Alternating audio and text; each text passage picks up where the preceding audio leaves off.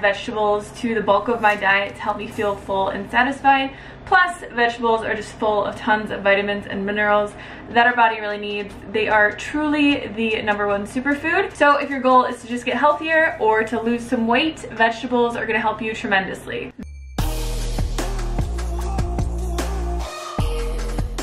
For our garlic Brussels sprouts, the first thing we're going to need is a pound of Brussels sprouts, and we're just going to be cutting these in half, which helps it cook a little bit better. We're going to be steaming these, but we're also going to be air frying them after, which kind of just helps bring out the flavor of the seasonings that we put on them.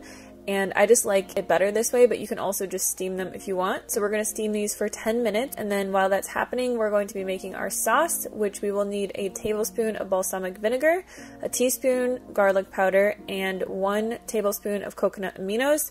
We can just whisk all of that together. And then once our Brussels sprouts are done, we're going to pour them into a large bowl and put our dressing over top, and then just mix all that together until the Brussels sprouts are coated with our seasoning. I like to add the Trader Joe's everything bagel seasoning to this because, I don't know, the flavors just go well together, and I honestly add this stuff to everything. And then we're just going to air fry these in our air fryer on 360 degrees for 12 minutes, and when they're done, they turn out like this. They're super delicious. I will eat an entire pound of these just plain like this because they're so good.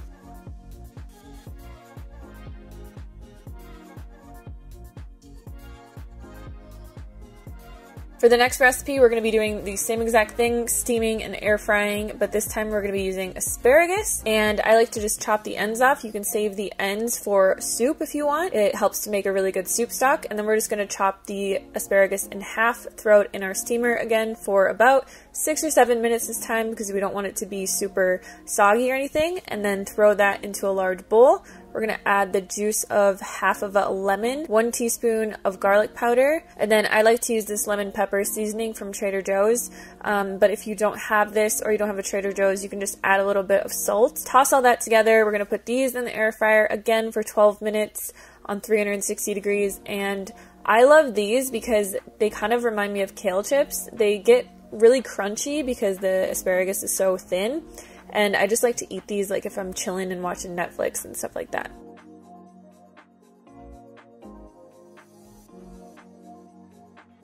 Next, we are going to be making spring rolls. So the first thing we want to do is shred a carrot. This is the best little handheld shredder thing that I've ever found. I use it for all my sushi vegetables that I make, and a lot of times I will just shred a bunch of carrot and cucumber and leave it in the fridge so that whenever I want to make sushi or spring rolls, I can whip these up in like 5 minutes flat. So you're just going to want to shred an entire carrot here, and then we're going to shred also an English cucumber. You don't want to shred the very middle of this, so you're going to want to turn the cucumber around as you go, or else the inside is just super watery and it doesn't taste the best, honestly. I cut the inside up and give it to my dogs. And then you're just going to have these perfect little cucumber and carrot noodles that we can put on the inside of our spring rolls. So this is the paper that I use. It's a brown rice spring roll, and you're just going to want to get it wet. So what I do is I put it under the sink and just get it soaking wet on both sides. And then I like to add lettuce, cilantro, my cucumber noodles, my carrot, and that's what I put in mine, but you could put any other kind of vegetable in here. You could put, you know, like chopped up mango or some type of fruit. And the trick with rolling these is that you want to make sure it's pretty soft. You don't want to be rolling it when the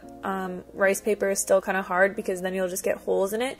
So wait until it's really like papery soft and then just roll it up like a burrito, but be really careful because this stuff does rip pretty easily. And then the sauce that I always dip these in is my Thai peanut sauce from my Let's Get Saucy book. I'll put the link to that down below. So this is my favorite curry kind of vegetable dish. What I do is I take half a cup of coconut milk, a tablespoon of Thai red curry paste, a tablespoon of organic maple syrup, and then I also use a tablespoon of coconut aminos and just mix all of that together. I throw whatever kind of veggies I have on hand into a pan, and then all you do is put this sauce over the top, cover it, let it cook over medium heat until your vegetables are soft. And then what I like to do at the very end to really bring out the flavor of everything is to take the lid off and let it cook until all of the moisture evaporates. And I'll eat this plain, but Derek really likes to eat it over rice. You can add like sesame seeds or whatever, but it's just a really, really delicious veggie dish. Lastly, we're going to be making cucumber salad. The first thing that you're going to need is 1 English cucumber, and we're just going to take that, chop it in half, and then put both of the halves together so we can chop them at the same time, and just slice that into small slices. You could also use a mandolin slicer for this, but I don't have one, so I just do it by hand.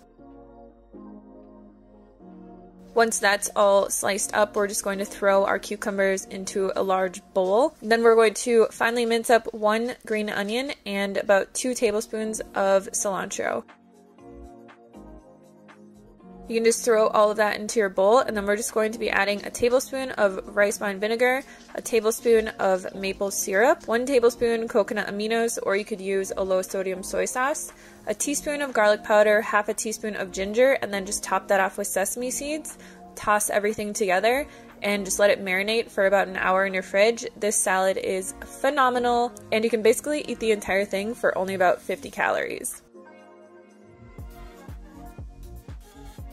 Alright, I hope you guys enjoyed this video. I hope it gave you some ideas for some easy vegetable dishes to add to the sides of your food or to eat in between meals. I like to eat vegetables as snacks.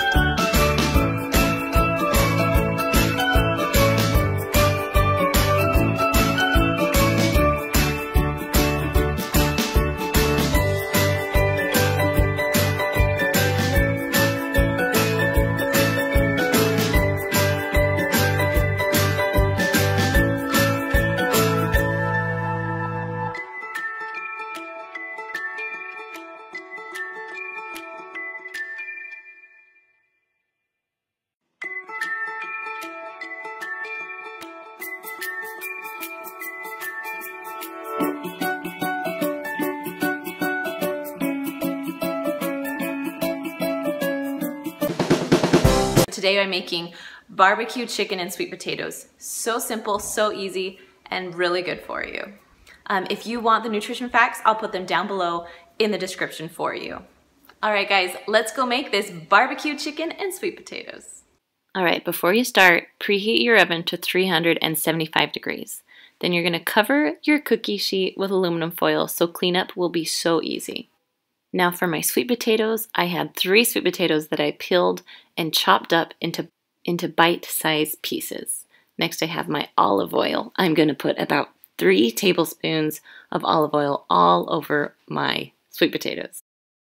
Next I'm gonna sprinkle on my garlic salt for taste. If you don't like garlic salt, go ahead and use just normal salt and pepper. Either one works fine. Then I'm going to take my spatula and just mix it the best that I can. Now you try not to mess up the foil or put holes in the foil because that kind of defeats the purpose of an easy cleanup.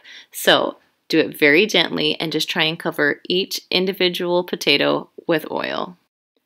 Next, I'm going to get some chicken. I'm going to use 2 big chicken breasts here. And I'm just going to place them right on the side of the sweet potatoes. Now I'm going to put just a little bit of garlic salt on top of my chicken just because I love garlic salt, but you don't have to do this step. Next, you're going to get your favorite barbecue sauce. Mine is Sweet Baby Ray's because I just love how it tastes. Then I'm going to take either a fork or a spoon and just spread the barbecue sauce out so it's even over the chicken. When you're done with your barbecue sauce, you're going to take the whole pan and put it in the oven for 20 minutes. Then, when it beeps, mix your sweet potatoes around and put it back into the oven for another 20 minutes. So you're going to cook it for a total of 40 minutes. Now, while I'm waiting for that to cook, I like to set up my individual bowls so I'll be all ready to make my meal prep. Once it's done cooking, be sure to cut open your chicken, make sure it's cooked all the way through. If it is and the juices are clear, you're good to go. So cut your chicken in half, and then you're going to place a half of a chicken in each individual bowl. Then I like to separate my sweet potatoes into fourths, and it makes it a lot easier. So I can just put a fourth of the sweet potatoes in each bowl also. Now be sure, instead of doing it right out of the oven, make sure you give it a little bit of time to cool off so you don't burn your fingers as you're setting up your meal prep. Now I like to add a little barbecue sauce on the side. The only bad thing about this is I'm going to heat up my barbecue sauce. I don't mind because I like hot barbecue sauce, but if you don't like that, I would suggest putting it in a little cup so you could take it out so you can heat up your meal and then put your barbecue sauce back in. There you have it, meal prep for the week. I hope you enjoyed this Meal Prep Monday. And don't forget, if you haven't done so, subscribe to our channel. And of course, push that little bell so you can get all of our notifications on YouTube. All right, guys, see you later.